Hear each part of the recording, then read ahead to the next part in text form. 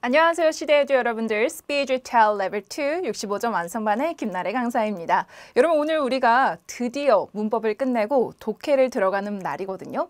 여러분 우리 65점 이상을 원하는 학생분들은 독해를 절대 버리시면 안 된다고 했었습니다. 우리가 독해에서 적어도 70점 정도는 맞아주셔야지 여러분이 안정적으로 65점 이상을 받으실 수가 있다라고 했었어요. 근데 우리가 오늘 독해를 바로 들어가면은 굉장히 좀 어려울 수 있잖아요. 그래서 우리 오늘 독해에 관한 간략하게 오리엔테이션 준비해봤고요. 그 다음에 기본 다지기를 통해서 문장 분석을 오늘 연습을 해보고 다음 시간부터 본격적인 문제풀이 들어가도록 할게요. 자, 그러면 우리 독해에 관해서 잠깐 오리엔테이션 진행을 먼저 해보도록 하죠.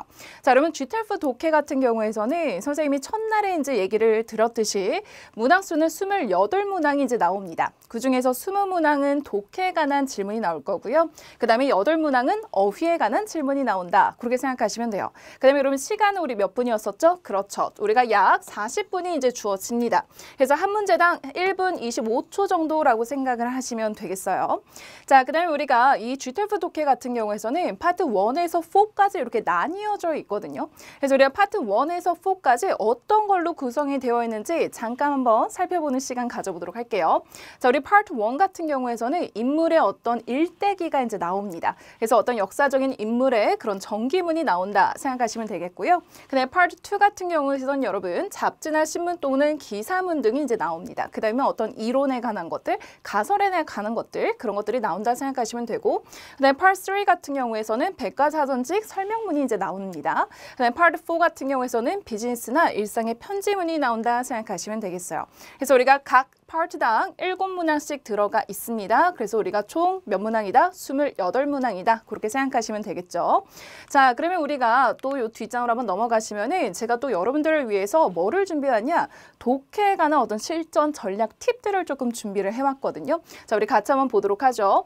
자, 우리가 GTELF 독해 같은 경우에서는 토익과 조금 마찬가지로 여러분 정형화된 지문이 좀 나오는 편이에요. 그래서 정형화된 지문이 나오기 때문에 여러분들이 지문의 흐름을 좀 기억을 해두시면 어떠한 새로운 지문을 만나더라도 여러분들이 조금 더 수월하게 접근하실 수가 있겠죠. 자, 무슨 소리냐면은 파트 1 같은 경우에서는 여러분 인물의 일대기가 나온다 했지 않습니까? 그래서 인물의 일대기가 나오는 경우에서는 제일 초반부에는 어떤 인물의 소개가 나오고요. 그 다음에 두 번째는 유년 시절이 나오고요. 그 다음에 세 번째는 인물의 업적에 관한 내용이 나올 거고요. 맨 마지막에는 그 사람의 어떤 근황이라던가 죽음에 대한 내용이 나오거든요. 그래서 여러분들이 이런 흐름들을 먼저 조금 기억을 해두시면 새로운 지문을 만나더라도 아, 흐름이 이렇게 지나가겠구나 정도로 여러분 예상하실 수가 있겠죠. 그것만으로도 부담감이 조금 덜 할 수 있다는 거, 그죠? 그다음에 우리가 한 지문당 보통 5개에서 7개 단락으로 이제 나뉘어져 있고요. 각 단락당 보통 한 문제로 구성이 되어 있다라고 생각하시면 되겠습니다.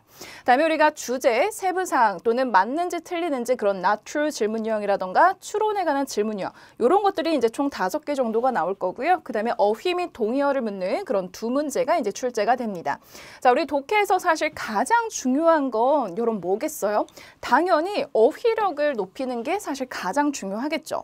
여러분 이 독해는요. 순수 독해력을 요구하는 문제예요.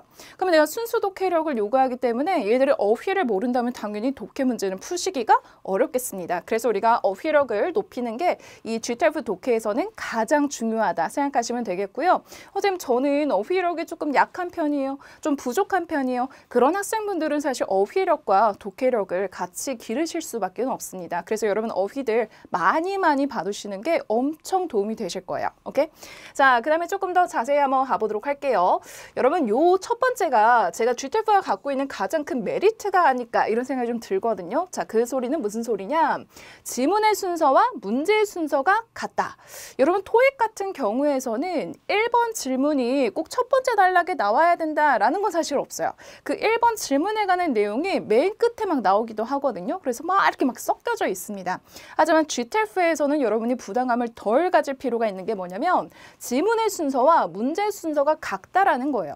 예를 들어서 여러분 1번 질문에 관한 그 정답은 어디 있다? 첫 번째 단락에 있을 가능성이 높고요.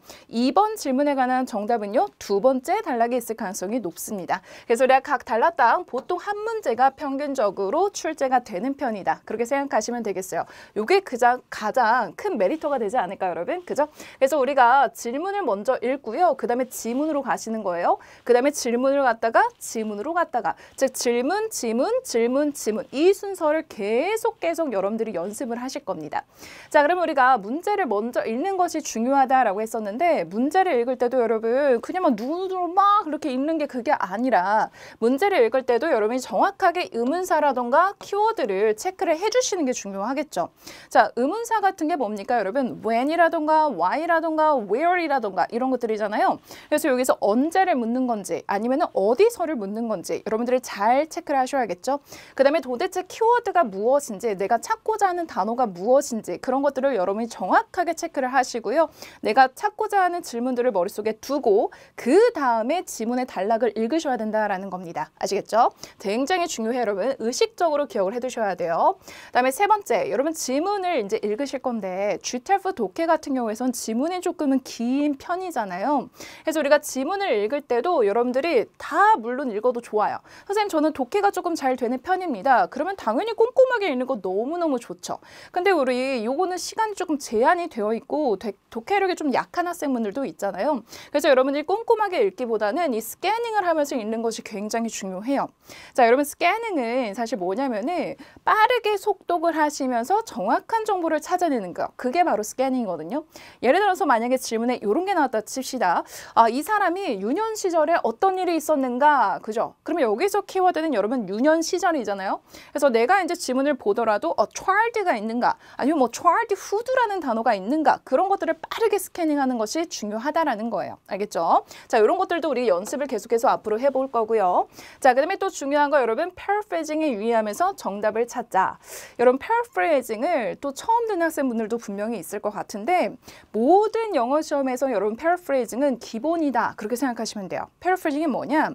같은 단어를 그대로 쓰는 게 아니라 만약 지문 속에 A라는 단어가 나왔으면은 A라는 단어로 보기 속에 나오는 것이 아니라 같은 의미의 B라는 단어로 바꾸는 거예요. 그런 걸 우리가 paraphrasing이라고 하고요. 모든 영어 시험의 기반은 이런 paraphrasing입니다. 그래서 그 paraphrasing에 유의하시면서 여러분들이 문제를 읽어나가셔야 돼요. 자, 근데 그 중에서도 여러분 조금 우리가 위안을 삼을 수 있는 거는 고유명사와 숫자는 그 중에서 엄청 큰 단서가 될 수 있거든요. 자, 왜냐하면 여러분 고유명사가 뭐죠? 그 고유적으로 갖고 있는 뜻들 있죠, 여러분. 김나래 아니면 어떤 회사 명칭이라던가 아니면 뭐 피라미드 이런 것들. 여러분 그런 고유명사는 사실 우리가 다른 것들로 패러프레이징 할 수가 없죠. 김나래를 뭘로 패러프레이징 할까요, 여러분? 그죠? 자, 그렇기 때문에 고유명사라던가 아니면 숫자 3, 4 이런 것들도 패러프레이징 할 수가 없어요. 그래서 이런 것들은 여러분한테 큰 단서가 될 수 있다라는 거. 자, 우리 마지막으로 여러분 어휘 문제. 우리 어휘 문제 같은 경우에서는 학생들이 그냥 막 문제만 보고서 아, 이거 똑같은 의미가 요거인 것 같아 하고 해서 바로 선택하는 학생들이 있는데 절대 그러시면 안 돼요. 여러분 우리 어휘 문제는 이 단어 중에서 사전적 의미를 묻기보다는 문맥상 어울리는 어휘를 선택하는 게 이 GTELF의 어휘 문제라고 생각하시면 돼요. 어떤 단어는 여러분 한 가지 뜻만 가지고 있는 경우도 있지만 어떤 단어는 여러 가지 뜻을 가지고 있는 단어들도 있습니다. 그래서 여러분 사전적 의미가 아니라 이 어휘가 이 문맥상 어떻게 쓰였는지 어떤 뜻으로 쓰였는지 그거를 생각하시면서 여러분들이 문제를 푸시는 게 바로 GTELF의 어휘 문제다라고 받아주시면 돼요. 아시겠죠? 요거 주의를 하시고요. 자, 그러면 우리가 요렇게 이제 GTELF에 관해서 독해에 대해서 간략하게 우리 오리엔테이션 한번 진행을 좀 해봤는데 우리 지금 이 수업을 듣는 학생분들 중에서 선생님 저는요 독해를 정말 포기하고 싶어요. 영어 독해가 너무너무 어렵습니다. 이런 학생들이 분명히 있을 수 있을 것 같아요. 그쵸? 자, 그렇지만 선생님 저는 65점이 넘어야 됩니다. 그런 학생들 그러면 어쩔 수 없이 독해를 잡고 가셔야 되잖아요. 우리 학생분들이 영어 독해가 어려운 이유는 당연히 있어요. 우리가 한국어도요 길게 써져 있으면 되게 어려운 말로 막 길게 써져 있으면 독해하기 되게 어렵잖아요. 그쵸? 영어도 마찬가지입니다. 이 영어 독해에도 분명히 어려운 이유가 있을 거고요. 그런 이유들에서 잠깐 살펴본 후에 그러면 내가 이런 것들을 어떻게 하면 보완할 수 있을지 그런 거에 대해서 한번 살펴보는 시간 좀 가져보도록 할게요. 자, 제일 첫 첫 번째, 영어 독해가 어려운 이유는 여러분 당연한 얘기를 써놨죠, 쌤이. 사실 기본 문법과 어휘력 부족 때문에 사실 영어 독해가 어려울 수밖에 없어요, 여러분. 당연한 얘기지만 여러분 기본 문법과 기본 어휘를 채우지 않고는요. 이런 독해 연습을 할 수가 없다고 생각하시면 돼요. 자, 예시를 보여드릴게요, 여러분. 보세요. 지금 막 이렇게 꼬부랑 글씨 제가 들고 온 거 보시죠, 여러분. 자, 지금 이게 아랍어인데 여러분 이거 독해하실 수 있을까요? 할 수가 없죠. 왜? 나는 아랍어의 어휘의 뜻을 모르기 때문에 당연히 어휘가 모르니까 이건 당연히 독해가 할 수가 없다라는 겁니다. 그래서 여러분 마찬가지로 여러분 한 문장에 모르는 단어가 한 개 정도 있어요. 그럴 때는 여러분이 어떻게 해서든 막 추측을 해가지고 이 문장을 우리가 해석을 할 수 있겠죠. 근데 한 문장에 만약에 여러분 단어가 2개 이상 모른다고 하면은 이 문장을 정말 독해하기가 굉장히 어려워질 수가 있어요. 여러분 제가 또 한번 예시 보여드리도록 할까요? 보세요. 자, 여러분 물론 내가 고등학교 때 선생님 저는요 국어 시간에 진짜 열심히 들었습니다. 당연히 해석들을 다 잘 할 수가 있겠죠.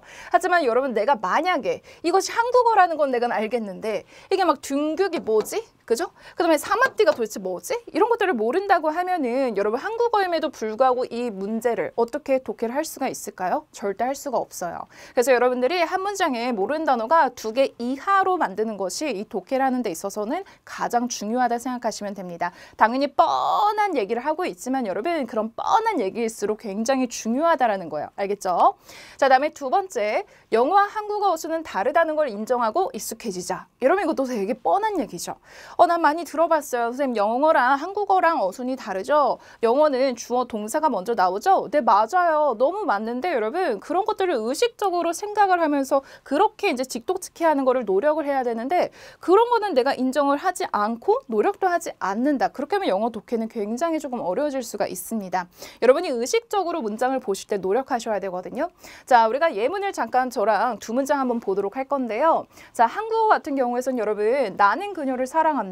자, 여기에서 주어를 찾아보세요 하면은 나는, 그죠? 그 다음에 목적어를 찾아보세요 하면은 그녀를, 그죠? 그 다음에 동사를 찾아보세요 하면은 다로 끝나는 사랑한다. 이렇게 찾을 수가 있겠죠. 한국어 같은 경우에선 여러분 주어 동사 체크하는 게 되게 어렵지가 않아요. 왜냐하면 우리는 이런 것들이 있잖아요. 은는이가, 그 다음에 을을 뭐뭐 한다. 이런 것들이 이제 있잖아요. 즉 조사가 있죠. 그래서 우리가 한국어 같은 경우에서는 어순을 바꾸더라도 여러분 저런 조사를 통해서 어떤 게 주어이고 어떤 게 목적어이고 어떤 게 동사인지가 파악이 가능해요. 근데 여러분 영어는 어때요? 나는 그녀를 사랑합니다. 여기에서 여러분 우리가 은는이가 이런 것들이 없기 때문에 어떻게 파악하셔야 돼요? 어순으로 얘네들의 주어와 동사와 목적어를 파악할 수밖에 없어요. 그래서 우리가 영어 같은 경우에서는 이렇게 주어가 나오고 그 다음에 동사 순서로 나올 수가 있겠죠. 그 다음에 그녀를 이라는 목적어가 이제 뒤에 붙습니다. 그래서 여러분이 영어를 읽으실 때도요. 너무 한국어 어순에만 박혀면서 이제 독해를 하지 마시고요. 주어 동사를 먼저 기본적으로 체크를 해두시고 나는 뭐뭐 합니다. 나는 먹습니다. 밥을. 이런 어떤 순서를 계속해서 의식적으로 연습을 해주셔야 돼요. 아시겠죠? 자, 이것도 평소에 우리가 계속해서 연습을 할 필요가 있습니다. 그다음에 세 번째, 이게 사실 가장 어려운 점이 아닐까 이런 생각이 좀 드는데요. 여러분 우리가 문장을 보실 때 영어에서 가장 중요한 거는 어떤 수식어구, 그렇죠? 어떤 단어를 꾸며주는 수식어구들을 제대로 묻고 그 다음에 동사만 정확하게 체크해도 여러분 영어 독해에서 반 이상은 이제 푼 거예요. 그래서 우리가 영어에서 수식어구 묻는 연습들을 이따 같이 한번 해보도록 할 건데요. 여러분 무슨 소리냐면은 저희 예문 잠깐 한번 보도록 할게요. 자, 제가 이런 예문을 적어놨습니다. 뭐 예쁘고 착하고 성격도 좋은데 막 공부도 잘하는 우리 수진이가 내 여자친구야. 그죠? 이런 문장이 나왔어요. 여러분 여기에서 주어는 당연히 누구겠습니까? 수진이는 이란 얘가 이제 주어가 되겠죠. 즉 우리가 한국어 같은 경우에서는 어떤 단어를 꾸밀 때 여러분 이런 수식어구들은 이런 단어들 앞에 이제 수식어구가 붙습니다. 예쁜, 뭐 공부 잘하는 누구가 이런 식으로, 그렇죠? 하지만 영어에서는 여러분 이 꾸며주는 단어들이요. 단어 앞에 올 수도 있지만요. 단어 뒤에 오는 경우가 훨씬 많아요. 자, 그러면 이 단어 뒤에 왔을 때 어디서부터 어디까지가 수식어구이고 그 다음에 이 문장에서 진짜 본동사가 누구인지 그거를 정확하게 체크하셔야 된다라는 겁니다. 자, 그럼 우리가 이 문장을 제가 한번 영어로 바꿔봤습니다. 같이 한번 봐보죠. 자, 수진 딱 들어가 있었고요. 여러분 뒤에 후 붙었습니다. 우리 관계사 배웠었죠? 후라는 거는 앞에 있는 사람 명사를 꾸며주는 관계사이다. 그럼 여러분 쭉 갔을 때 우리 본동사 한번 체크해 보도록 할까요? 자, 이 문장의 본동사는 어디 있었다? is 이렇게 들어가 있는 거 보이죠? 보이시죠? 자, 물론 여기 앞에 동사가 이렇게 두 개가 이제 딱 들어가 있기는 하지만 한 문장 속에 여러분 동사가 두 개 나왔을 때는 그 문장의 진짜 본동사는 어디다? 뒷동사다라고 생각하시면 돼요. 그래서 우리 후부터 intelligent가 앞에는 수진을 꾸미고 이 수진이 내 여자친구다 이렇게 동사가 나와 있다라는 거죠. 그래서 영어에서는요 이런 수식어구만 잘 묶으셔도 여러분 독해가 훨씬 더 수월해질 수 있다라는 거 아시겠죠? 저랑 계속 연습을 할 겁니다. 자, 그러면 오늘 이 시간에는 여러분 저희가 문제풀이를 바로 들어가지는 않을 거예요.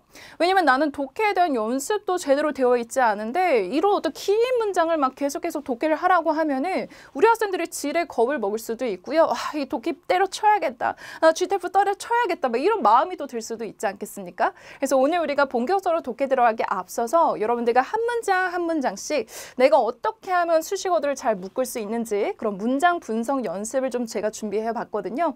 자, 요 내용들은 여러분 책에는 없어요. 책에는 없으니까 여러분들이 화면을 멈추시면서 한번 같이 한번 보도록 할 겁니다. 오케이? 자, 가볼게요. 자, 우리 오늘은 수식어구 묶기 연습을 할 겁니다. 자, 수식어구는 여러분 문장에서 굳이 필요 없는 있어도 되고 없어도 되는 액세서리를 끼는 것처럼 안 끼는 것처럼 그런 액세서리 같은 존재라고 생각하시면 되겠습니다.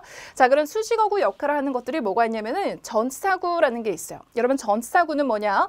전치사 뒤에 단어들을 붙은 거를 전치사구라고 해요. 예를 들어서 책상 위에 라는 단어를 봅시다. 전치사 뒤에 이렇게 단어가 두 개 붙었죠? 이런 것들을 전치사구라고 표현을 합니다. 이런 것들도 우리가 수식어구로 이렇게 문장을 끊을 때 전치사구마다 끊어주시면 돼요. 오케이? 그 다음에 우리 부사라는 건 여러분 보통 ly 모양의 부사가 많고요. 그 다음에 시간 표현 같은 경우에서는 뭐 today, last weekend, yesterday 이런 애들이 다 시간 부사가 되겠죠. 자, 그러면 여러분 지금 제가 문장을 5개 정도를 이제 준비해 봤습니다. 여러분 이 5개 문장을요 지금 잠깐 화면을 멈추실 거고요.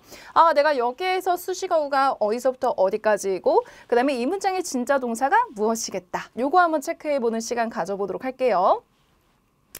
자, 여러분 다들 해보셨죠? 자, 안 해보시고 제 거 보는 건 절대 의미가 없습니다. 스스로 한번 해보시는 게 중요해요. 오케이? 자, 그러면 본격적으로 한번 들어가도록 할게요.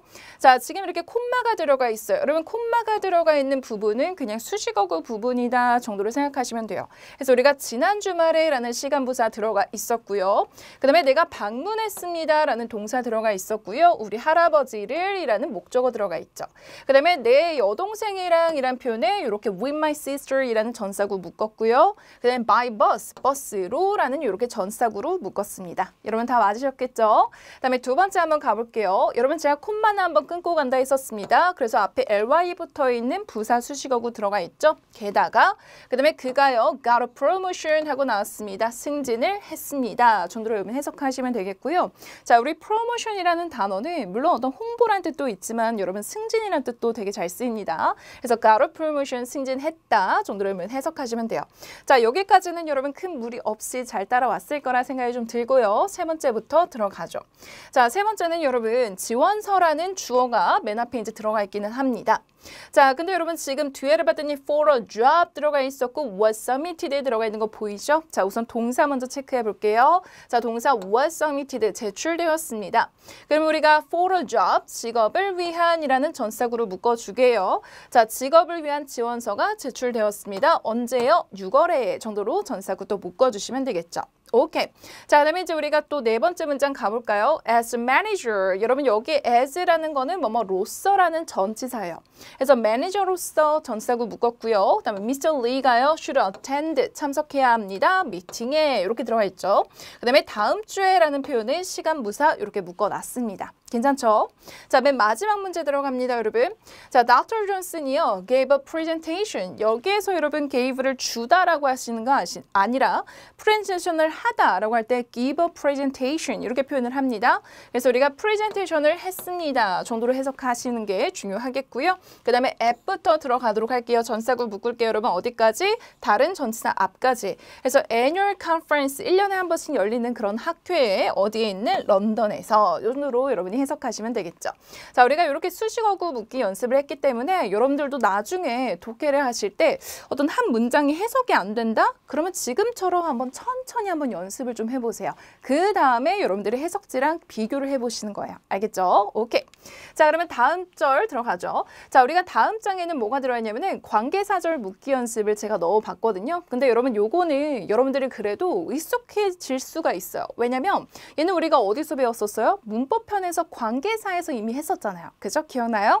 자, 그럴 때면 우리가 관계사절을 한번 묶어보는 시간을 좀 가져보도록 할 거고요. 요것도 여러분 화면 잠깐 멈추시고 지금 한번 묶어보도록 할게요. 자, 여러분 다들 묶어보셨죠? 그러면 저랑 같이 한번 얘들 해석하시면서 묶기 연습해보죠. 자, 미스터 킴이요. 열었습니다. 가게를 들어가 있어요. 그 다음에 가게를 이라는 명사대 지금 which 들어가 있는 거 보이죠? 자, which라는 거는 앞에 사물을 꾸며주는 관계대명사였었죠. 자, 어디까지? 문장 끝까지. 그러면 어떤 가게를 열었냐면요. 매우 수익성이 좋은 그런 가게를 열었습니다. 그 정도로 해석하시면 되고. 그 다음에 두 번째 들어갈게요. 자, 미스터 킴이요. 만났습니다. 그죠? 누구를 만났냐면은 the well-known author, 아주 잘 알려진 작가를 만났대요. 자, 우리 who라는 거는 여러분 앞에 사람 명사를 꾸며주죠. 어떤 작가이냐면은 published, 출판했던 작가래요. 소설을 지난달에 요 정도로 끊고 괜찮죠? 자, 그러면 이제 세 번째 들어가도록 할게요. 자, 지원자들입니다. 주어 딱 들어가 있었고요. 우리 who부터 묶어볼 겁니다. 자, 우리 어디까지 묶을까요? 여러분 항상 본동사 앞까지 묶어주시면 돼요. 자, 우리 본동사 어디 있을까요, 여러분? 지금 who 대 apply란 동사 들어가 있지만 저 뒤에 다시 한번 뭐가 나왔죠? must have, 가지고 있어야 됩니다. 동사 들어가 있는 거 보이죠? 항상 동사 두 개가 들어갔을 때는 뒷동사가 본동사입니다. 자, 그러면 여기까지 이제 묶어주고 앞에는 지원자들을 다 꾸며주는 수식어구구나 정도로 해석을 하시면 되죠. 자, 직업에 지원을 하기를 원하는 그런 지원자들은요. 그죠? 가지고 있어야 됩니다. 추천서를 정도로 해석해 주시면 되겠습니다. 자, 우리 맨 마지막 문제도 굉장히 비슷해요, 여러분. 같이 한번 풀어보도록 할게요. 자, 새로운 가게입니다. 주어 들어가 있고요. which부터 이제 묶어줄 겁니다. 여러분, which 뒤에 붙어 있는 동사는 진짜 본동사가 아니죠. 쭉 가봤을 때 어디 있었을까요? 그렇죠. will open, 열 것이다. 이게 이제 본동사였죠. 그러면 우리 construction까지가 앞에는 누구를 꾸며준다? 그렇죠. 새로운 가게를 꾸며주는 말이 나옵니다. 여러분, 우리가 해석 한번 해보도록 할게요. 자, 우리 under construction이라는 단어는 under는 아래란 뜻도 있지만 뭐뭐하는 중이다라는 뜻도 있거든요. 그래서 우리는 여기서 건설 중이다 정도로 해석하시면 되겠고요. 예를 들어 개발 중이다라고 할 때도 under development 이렇게 이제 표현을 해요. 그러면 우리가 공사 중인 그 새로운 가게가요. 이제는 다음 달에 열 것입니다. 정도로 여러분이 해석하시면 되겠습니다. 별거 없었죠? 자, 우리 맨 마지막 그럼 수식어구 묻기 연습할게요. 우리 준동사구와 부사절 묻기 연습. 자, 여러분 준동사라는 거는 우리가 이제 앞편에서 배웠듯이 뭐 투부정사라는 것도 있고요. 그다음에 동사 뒤에 ing 붙어 있는 뭐 동명사라는 것도 있고요. 그다음에 명사를 꾸미는 어떤 ed 모양의 pp라던가 아니면 ing 모양의 그런 분사들도 이제 있습니다. 그 다음에 여러분 부사절이라는 게 뭐였었어요? 그렇죠. 접속사가 들어가고 주어 동사 절이 들어가 있는 절을 우리가 부사절이라고 표현을 했었죠. 자, 그러면 우리가 지금도 제가 5문장을 들고 왔거든요. 요것도 저희가 한번 묶기 연습을 해보도록 할게요. 잠깐 화면 멈춰주시고요. 자, 묶어봅시다.